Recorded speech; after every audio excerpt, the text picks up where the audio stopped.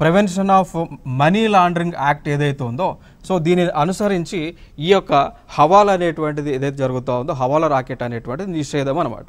So ఇది చేయకూడదు, clear కదా. సో ఇదొక అంశం. అంటే లైక్ బ్లాక్ మనీని వైట్ మనీగా కన్వర్ట్ చేయడానికి ఈ హవాలా ట్రాన్సాక్షన్స్ అనేటువంటివి చేస్తూ ఉన్నారు. బట్ ఇక్కడ అమౌంట్ అనేటువంటిది ఒక దేశం నుంచి ఇంకో దేశానికి పోదు. ఆ దేశంలో ఇప్పుడు దుబాయ్ అనేటువంటి దేశంలో ఇక్కడ అమౌంట్ ఇస్తే అక్కడ రూపీస్లో వాళ్ళు ఈ హవాలా రాకెట్ సంబంధించిన ఏజెంట్స్ ఎవరైతే ఉన్నారో వాళ్ళు ఆ అమౌంట్ని రూపీస్లో ఇన్ టర్మ్స్ ఆఫ్ రూపీస్లో అక్కడ వై అనేటువంటి పర్సన్కి అందిస్తూ ఉంటారు. సో ఇది ఒక సైక్లిక్ ప్రాసెస్లో జరుగుతూ ఉంటా ఉంది అండి. ఓకే, సో ఇది మనకి న్యూస్లో ఉన్నటువంటి అంశం. దాంతోపాటు ఇక్కడ ఈ సెంట్రల్ ఇండియాలో మనకి వివిధ జంతువులు ఉన్నాయి ఎక్కువగా. ఈ భారతదేశంలో ఈ మధ్యప్రదేశ్ కానీ జార్ఖండ్ కానీ ఛత్తీస్గఢ్ కానీ సో ఈ ప్రాంతాలలో మనకి పులుల వేట అనేటువంటిది ఎక్కువగా జరుగుతూ ఉంది. దానికి కూడా హవాలా ట్రాన్సాక్షన్స్ జరుగుతూ ఉన్నాయి.